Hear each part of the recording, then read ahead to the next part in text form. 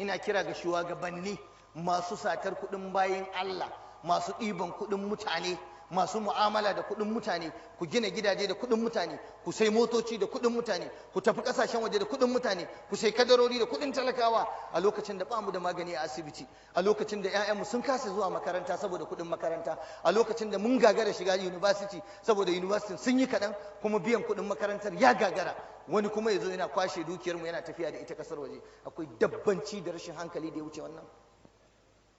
A lokacin da mutane suna mutuwa da yunwa, a lokacin da mutane suna neman abin da za su sa a baka, duk mutane ka gansu a ruɗe a gigice suna neman na kansu. Kowa idan garin Allah ya waye fita yake ya je bubbugo ya je nemi abin da zai ci. Wani kuma ga dukiyar mu ya zo ya kwanta akan ta yana abin da ya ga dama. Sai dai a zo rediyo ana mai girma gwamna dan Allah ka taimaka mana ka gyara mana kaza, sai kun ce masa dan Allah kada Allah ya sa ya gyara hanyar.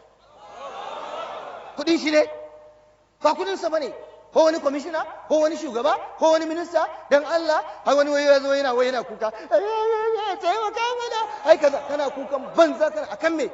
Kada Allah isa yayi, in bai yi baya koyi ranar kiyama. Mutum ya zo ya aikin gwamnati da kuɗin gwamnati ya rubuta sunan shi a jiki, kaji sai ka ce kuɗin tsohuwarsa, sai ka ce tattasai da tumatir ya kasa ya ci riba ya zo ya samu kuɗin, sai ka ce noma yayi. Ya za ku rena mutane hankali? Kudin gwamnati ba kudin al'umma ba ne? Idan ba ku yi wa mutane aiki ba, me za ku musu? Ko an kawo ka ci kudin mutane ne, sai an zo an maka karamar murya akan za ka mutane aiki? Ka zo ka lillike mana fassa ka ce mu zaɓe ka za ka mana aiki, kuma bayan mun zaɓe ka ka zo muna bin ka Allah annabi muna bin gidanka, ba ka shigowa garin mu sai karfe 1:30 na dare, kana fita karfe 2. Wani irin zalunci ne wannan?